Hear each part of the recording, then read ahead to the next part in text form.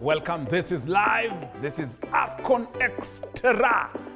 My name is Tony Kwalanda. It's nice to see you, even if I can't see you, but you're seeing me. So let's assume you're seeing each other.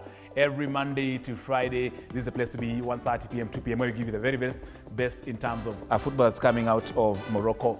Now, just news that we're coming in from Morocco is that there is a fan zone, reportedly. A fan zone that the game that Nigeria was playing against Morocco in the semi-final of the Africa Cup of Nations. A fan zone.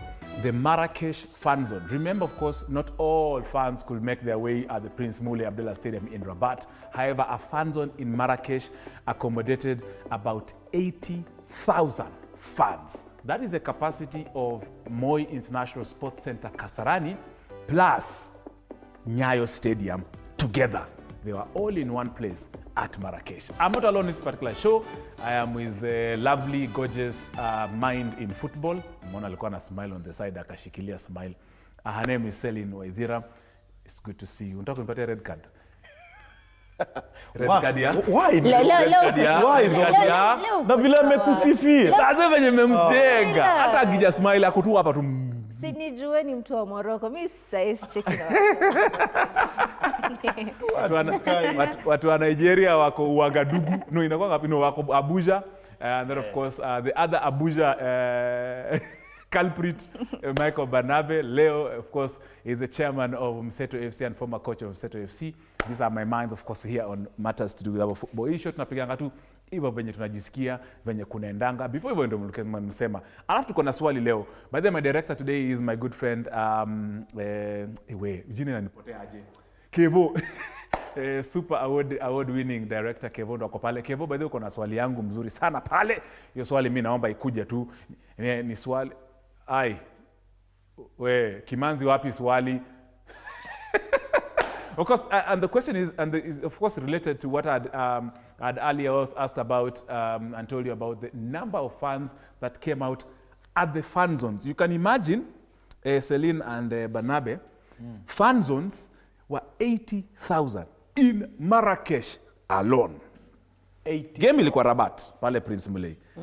Marrakesh peke yake, ile fan zone yenye watu walikuwa wameorganize, watu kule Morocco walikuwa wameorganize in Marrakesh, 80,000 fans. So, hatuja calculate wale fans walikuwa Fes, ama wale walikuwa Tangier, ama wale walikuwa Casablanca. Hatujafanya hizo hesabu yet. Only one watch party. Do you know what that means, Tony? Look at it in terms of even the amount of money that those people left there in terms of naenda kubai mahindi, naenda kubai sweetie, watu wa transport, acha niingie nifike pale. You know, that is a huge source of revenue for that city alone. Big. You know, unajua football brings people together in terms of enjoyment, coming together, cheering, having fun. So apart from the ones in the stadium watching the match live, 65,000 of them. Goodness. 65. You say that is Kasarani plus? Kasarani plus Nyayo combined walikuwa at Marrakesh watch party. The other thing, nothing happened. They watched their match, they enjoyed, they went home. And ikaisha.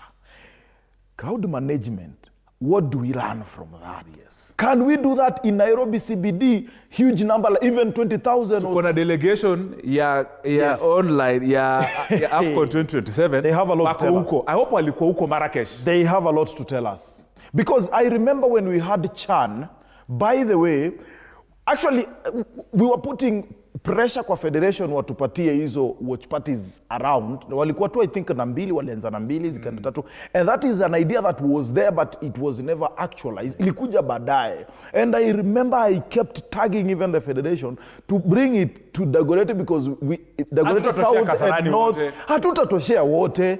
And again, it happened to Nairobi peke yake. So kuna watu Kisumu, kuna watu Mombasa, they want to watch. So I hope 2027 hatutakuwa na a lot. Waangalie, wajue what Morocco is doing right. And those watch parties, Celine, of course, as we get into our question of the day, manipatia swali ama nijipange. As we get into that, of course, we shall also be talking about the World Cup. Because the 2027 Africa Cup of Nations delegation or team or whatever, they are there. But first of all, because Celine kuliza mambo ya watch party, of course it's related to that anyway. What lessons can Kenya learn from AFCON 2025 in Morocco? What lessons? I know we have a delegation already there. FKF, government, private sector, they are there to go and pick lessons. So you as a Kenyan, Kevin has told me that our lines are open. Ya kupiga simu live kwa studio 0795 045 864. Piga simu, utuambie, na pia uambie taifa, the president is listening, his deputy is listening, the president of FKF. The president of FKF is listening. Motsepe Daktari is listening. Dr. Mvuria CS is listening. Everybody involved is listening. Piga simu 0795045864. WhatsApp ni 0793267279. Tuma ujumbe, tunasoma live. Sasa venye nilikuwa nasema, Celine, the World Cup is coming. And our local organizing committee has an opportunity to start now making good use of the watch parties as a warm-up. 2027 is not far. Ni next year. Yeah, next year, June. So World Cup that is coming in June, we should actually take it as a tournament that Kenya is hosting so that we can have watch parties in collaboration with the United States Embassy, with the Canadian Embassy, and the Mexican Embassy. I think in the beginning of AFCON, I saw screens, Pale Archives, the game of Morocco versus Comoros. I think the screens were there and I saw people seated there and they were watching the game. But after that, I never saw it again. I wondered, Queen Lenda, it was only the opener game because I literally saw people sitting there and they were watching the game. Yeah, again, you look at Bucket Chan, I think also that was the very first spot that people sat watching that particular match, and then we saw people going even to Uhuru Park. And about Marrakech, I think I'm amazed because if you look at the stadium, I think it's a 70 capacity setter and only 65 people attended. And the other side, it was like 80,000. I mean, it means there kuna vibes. It's not only about watching games. There is that rivalry. Like, mimi wa Nigeria, wewe ni wa Morocco, tuone nani atapiga mwingine. I think that's what people should watch out for. Again, when it comes to Kenya, hosting AFCON, it's a very, very big thing. Even though we are co-hosting, I feel like, yes, they should start those watch parties earlier. For example, a game, like put up a game anywhere. Hata uko Uhuru Park. Entrance nijui ni so ama ni chwani. Watu watakuja and they will watch. I think those people who are going to benchmark there, please come with notes. And the government release the invoices. We want to see if the money spent on them was actually spent correctly. And we want to see notes. Just don't go there. I think benchmarking hadi ingeanza saa ingeanza kitambo. We don't want aibus. There's something Tony has talked about, the World Cup. I think we should start as early as now and benchmark because, but the biggest problem we are having on the same is that we politicize everything. You see, even when we are having such, many of them are sponsored by individuals, politicians in our mitas. And that is a very huge issue because, I mean, tunataka federation, the government, the Ministry of Sports will take charge of this so that the organization can be, central in terms of whatever is going on in Nairobi, we also know what is going on in Mombasa so that there's that to inform it. Because hatuwezi pata mheshimiwa ameweka yake in Jomvu somewhere in Mombasa, another mheshimiwa kona yake. We don't even, hakuna ile harmony ya kusema this is something ya federation or my government. Yenye tunaona yenyewe this is something happening. You see, so we want to see organization. Tony, we want to see it in terms of security, hawa watu, what other activities are there, organization in terms of even revenue generated zinaenda wapi, vitu kama hizo, We want accountability, we want to see something happening as early as now. Because we feel, ile mambo yetu ya last time rush, ndo itakuja tena itugonge. Itakuja. And of course, remember, and these fans are just not basically people walking to Uhuru Park, sitting there and watching a game. You can imagine there will be artists who will be performing. There will be celebrities who will be at that particular place. volunteers. There'll be eateries that we are there to feed these people. Because remember, a football tournament is just not only 2 hours. Exactly. It is like 5 hours. Like there's 2 hours before the game, there's that 2 hours during the game, and there's 2 hours after the game. You can imagine all, yani mimi nasaidia serikali kwa hii bottom up economic transformation ideas. Ndio hizo, wekeni vijana busy. Otherwise 2027 tutakuwa na AFCON. Najua mlikuwa mnafikia nasema election. One of the people najua anaweza tandika hii shughuli, najua wanatafuta hata CEO FKF. Mimi najua uko hapa. Why not? Because these are things you have been in sports for almost your entire life. And we are still not ready. You know, kama bado tunangangana pale juu itakuwa ngumu. So lessons, tuko na a lot of lessons to learn from hii story ya Morocco. They've hosted this tournament alone as a nation. Sisi tunaenda tukiwa mataifa matatu. Yes. And we are the biggest in terms of maybe kifedha, financial, you know, hoteli nini. So priority itakuwa hapa Kenya in 2027. But can we do it better? Can it be a success as it was with Chan? Tunangoja hizo stadium, of course Kasarani tulipeleka huko Asake. Tulipeleka huko Asake, mimi nitanga Ashake. Alafu juzi sijui tulifanya nini Nyayo. Najua ile the next holiday tuta celebrate Talanta Sports City. Sasa tunafungua Talanta na Crusade na maombi. Sawa sawa. Lazima maombi itakuwa. Sawa sawa. Just close those stadiums. Lazima to celebrate na tukanyage nyasi. We must pray Celine. Ibariki. And then he also said cathedral or whatever. Please don't ruin our stadium. Hata Uhuru Park. But Morocco has of course turned out. Remember, Morocco is also hosting the Women's Africa Cup of Nations, AFCON, in March. Yani hata watapumzika. This tournament inaisha hii Januari. February pengine tu, yani wanasafisha wanaoshaosha. March wameanza shughuli mob za kuhost tournament. Of course umeona actually they have started those stadiums that are not being used. They have started preparing. The ones that finished up with the group stages and whatever. Now hizo zimeanza kufanywa ukarabati as hizi mbili za kina. And the fact they are still bidding for hosting World Cup. Oh my God. Goodness. They're so good. And by the way, on that note, congratulations to our very own Beldino Demba. Yes. Coach, I saw her quadro yesterday and it was wow. So I think we are learning a lot. Alete pia ya hizo lessons. Tuzitumie hapa nyumbani. Congrats sana kwa Kenya team. A group of 10. At least we are in AFCON. So Senegal, Algeria and Morocco. Lakini mbona tuweka hapo? So we are in one group in the Africa Cup of Nations ya wanawake. Can you imagine? Ya March tuko na Morocco, Senegal na Algeria. Where? Surely. That is lesson number 1 learned. Na Wakenya wamenyamaza. Wakenya hajaanza kuongea. Wamenyamaza tu bwana. Si hata tungepewa hata. Hata tuka timu tuka, but it's okay. We are in the continental stage. We shall be preparing for future whatever.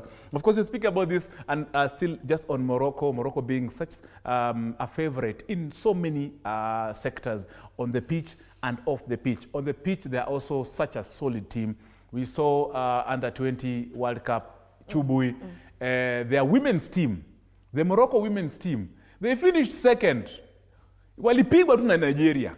Walipigwa tu na Nigeria. Sasa imagine team imetoka tu kupigwa juzi ya wanawake, ndio wametuweka group moja nao kwa A. Yenye tukweni serious watu pia wa CAF tafadhali. I mean mkwenye na heshima seriously. Tuko na elections, tuko na chief na sha na nini. Alafu tupatia Morocco na Senegal na Algeria.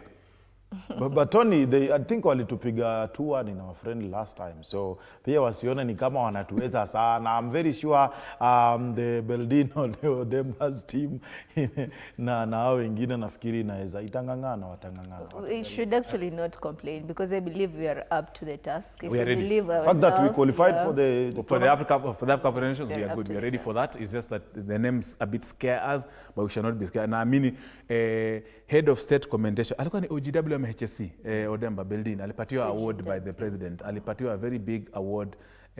Tunakuamini Beldin. Beldin is a very good personal friend of mine. So tunakuamini kwa hiyo kazi. Morocco's journey to our final gent and lady imekuwa, of course Morocco definitely ni kama engine ya diesel wenye tulikuwa tunasema kitambo, walianza pole pole but wakafika penye wamefika, and they are definitely the favorites. Like watu wengi walikuwa wanasema watatolewa Nigeria, watatolewa sijui na timu gani. See where they are, and trust me, now they can smell blood.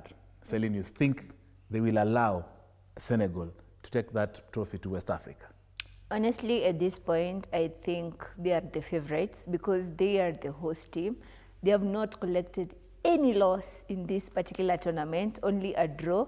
I feel like they have worked for it, and we cannot just say just because I'm beefing with them because they removed Nigeria, they're not going to win the tournament. They are actually good. Good players, good squad. I think we saw how Hakimi carries the team. Yes. Even when we saw the day before yesterday when he took that penalty, he was so composed. I feel like it's a good team, and the fact that you have worked to reach the particular stage, it means you have something to offer. And also Senegal, I think they need to come up prepared mentally, because you're not going to come and say, this is not like 2021, how you won it against Egypt. You're facing a bigger team. Of course, it's not a bigger team than Morocco. Morocco is also a good team. But I think it's going to be a very good match, and I hope it doesn't end in penalties. Please score goals on open play. Yes. Those goals are the best, because pena inakuanga nika kubahatisha. Jo kunanga pena ni ya kila mtu, hadi mimi naweza piga. Au sio? So rafiki yake Celine Chukwuemeka, come for lessons. Chukwueze alitupa penalty. Sasa akapeleka Osimhen. I'm not even sure even Osimhen will play in the third playoff. Na ile kiburi yake ako nayo. However, that's something we can discuss a bit later. Banabe, Senegal, in your opinion, definitely they will not be having their first captain, Kalidou Koulibaly, because of their red yellow. But I'm wondering why those yellows actually came into effect. And that's the reason why Morocco never even given a yellow in their semi-final game. Because I'm sure referee alikuwa ameambiwa jaribu kupatia mtu yellow utaona. They knew. Diaz deserved one, Hakimi deserved one, but they knew if they received the cards, then they are dismantled. Yes. Believe you me, Senegal has to prepare themselves. Yes, and not maybe, whatever they are preparing will not be football tactically, because there is one thing that is driving Morocco, and it's not, paper to paper. If you put Senegal here and Morocco here, and with all the Senegal, good, mentally, everything. But let me tell you, right now, even the coach, I'm very sure, pre-match, in the dressing room at halftime, what he'll be talking about is about, this is our only chance. We owe this to our nation. Their psychology, lazima ikuwe ready. Psychologically, they have to be prepared. And this is what the coach is working on. I have played in a final before myself, as a player and as a coach. What you are told to do is prepare yourself mentally. Because tactically, uko tu sawa. That's why you're in the fight. Yes, so pressure that you're having, your millions of, your countrymen, women, wanakungojea. So hiyo ndo kitu tu unafaa uwakie. And that's why I'm saying Senegal lazima ikuwe prepared, because that force, the people watching in Marrakech, the people watching in Tangier, kwa hizo watch parties, I'm telling you itakuwa something else. You are facing more than 60 million watu wanakuombea ushindwe.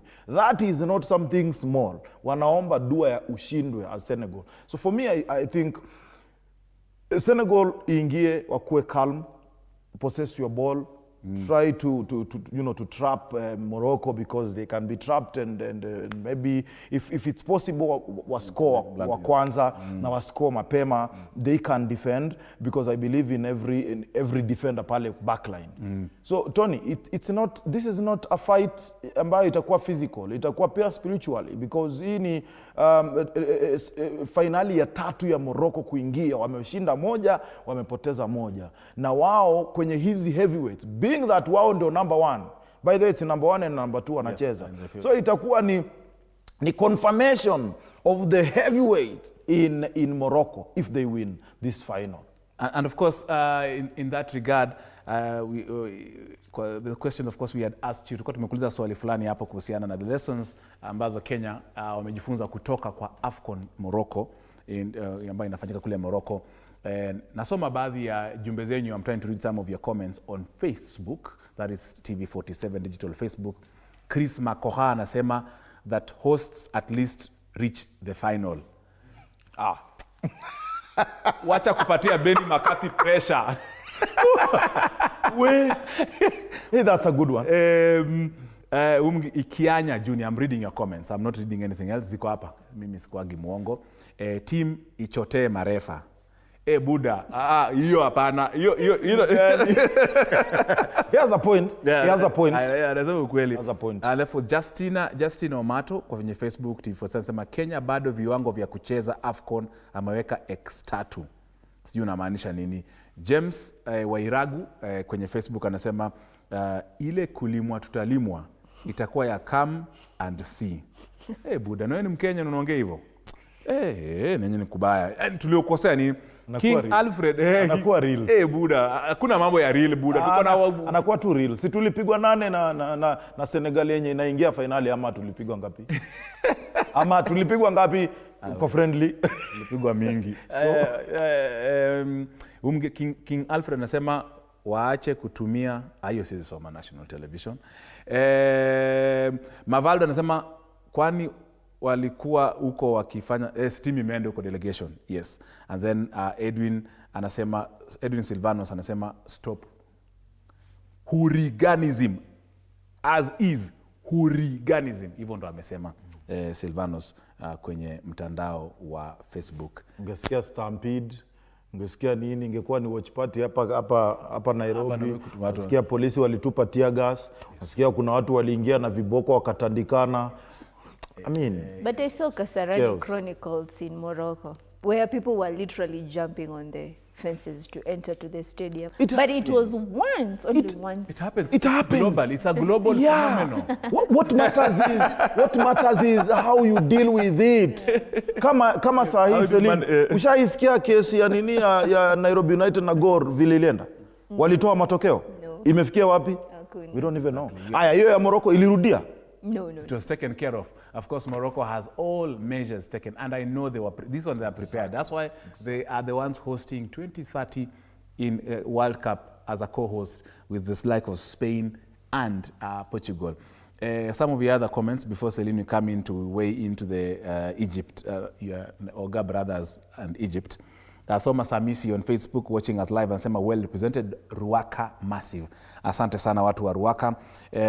Dan Aka Omoro kwenye Facebook anasema I'm watching from Embu till the end. Senegal niko sure watalimwa. Maoni ya Dan Aka Omoro. Egypt, Nigeria, third place playoff. I mean, Nigeria had the chance to proceed to the finals, but the fact that you want to see it either fourth or third, it means that you want to break our hearts. But it's okay. It's okay because, I mean, reaching such a stage, it's either going to increase your FIFA ranking and your CAF ranking, but still you could have won it. But I think it's going to be a good match to watch because both are fighting for the third position, and I feel like these two have not met in a while. It's gonna be like a good game to watch because each team wants to test the strength of each other team, and yeah, I feel like it's gonna be a good game. All the best to any of the team, but not the Pharaohs. Unasimama na Nigeria, Barnaby?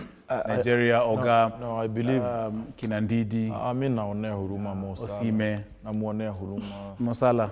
Mpatia, namuombea Tony. Namuombea asiende nyumbani mikono mitupu. Wacha apate hiyo. Namuombea ushindi dhidi ya Nigeria. Nigeria tulikuwa tunataka itupee kikombe, wamekataa. Na kina Ogochukwu wao, wacha waende walimwe. Mosala, mimi naomba asioneshe kibri kama huyu jamaa wa Gabon. Ati awe ashaenda tayari, because frustrations they come and then they ruin your career. Finish your career vile inafaa. Just play even in the third place playoff. Then live in peace. There's no problem. And I wish him all the best, honestly, against Nigeria. And of course, I know Nigeria, and I understand we had reports that billionaires in Nigeria flashed out. They removed, nimeongea Kiluya, walitoa pesa, millions and billions for their team. In fact, they had hoped they'll win, so ndo wapatia hata a certain drilling hall, wawapatie maplayer wa Nigeria wapewe mahali ya kuchota mafuta kila time. But of course they're just given pesa.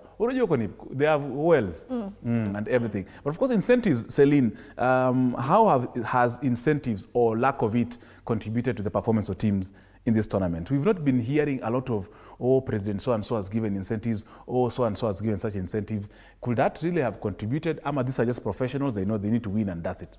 You know, before Nigeria played their semi-finals against Morocco, they were saying that Nigeria boycotted going to training because they were not given their allowances. I think that's something maybe have affected them, because the moment that you as a team start saying, we're going to boycott, you're not going to go to training, I think it's like our players, the way they were promised that 5 million. Yes. Wakijua, it's either get 500,000 or $1 million for a win and 500,000 for a draw. I think the fact that they were not being given allowances, kidogo ika-kill their morale. But seeing that people coming out, you see like Real Madrid, each and every season they are given a BMW. Yes. I mean, I would want to play for such a team also. But I think with incentives or with not, you're supposed to perform, because this is about your career. This is about showing off what you are capable of. There are people out there wanting to sign you. There are people watching you. So I feel with or without, you're supposed to perform. Tony, if I may, mimi naonaga, if ati lazima upewe pesa ndio uperform ama ndio ufanye kitu, ni kama mtu ambaye labda ni MC ama ni DJ ama ni mtu kwa klabu ambaye ana believe lazima anywe pombe ama lazima afute bangi ndio aweze kuperform, which is not right. You should not have, naturally hiyo ni country yako. Mimi I'm always against at a must. Allowances is okay, because umeacha pia kule kazi yako kule kwenye ulikuwa kwa club yako umekama. Allowances, the standard allowances, it's okay, but the extra it's a must. At lazima mheshimiwa rais atoe mamilioni. And I think this thing is happening in East Africa. Nisikia Uganda, Tanzania walifanya after Kenya, maybe walitukopi. But I don't think as a player, hata kama ulipitia kwa shida ndio ufike mahali umefika, your motherland is your motherland. Give it back. Mimi sionangi kama ni sawa. Come play. Kama hakuna. Kama iko sawa. Elizabeth Otela Njeka kwa Facebook akituwatch live anasema hapo tutataka waganga chwani ama 50 ndio tufaulu. Elizabeth Otela Njeka. Waganga unatoka nchi gani ama uko which county? Your name betrays you. I know, I'm just kidding.